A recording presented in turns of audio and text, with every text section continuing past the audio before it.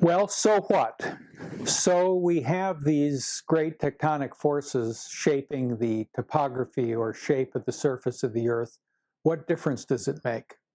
Well, in our subsequent lectures, we're going to look at a number of the impacts of topographical formation. We'll look, first of all, at landscapes. How do various configuration of land surfaces affect human behavior and human history?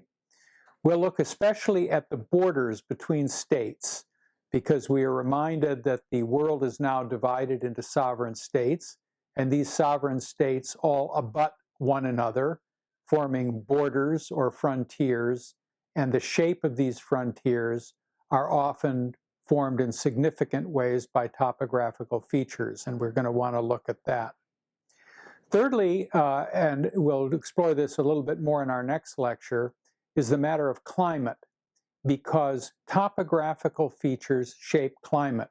For example, high mountains can drive air to higher elevations, causing the condensation of moisture and the falling of precipitation, as we see in mountainous regions that have rainforests.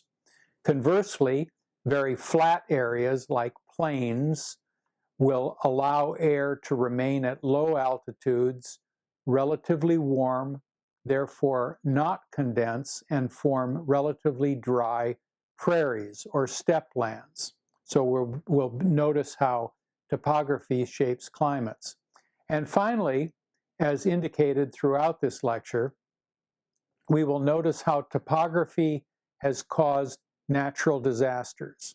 We've already mentioned the great Indian Ocean tsunami of 2004 and the Haitian earthquake of 2010, both of which caused enormous human death, suffering, and destruction of property that has prompted a worldwide humanitarian response.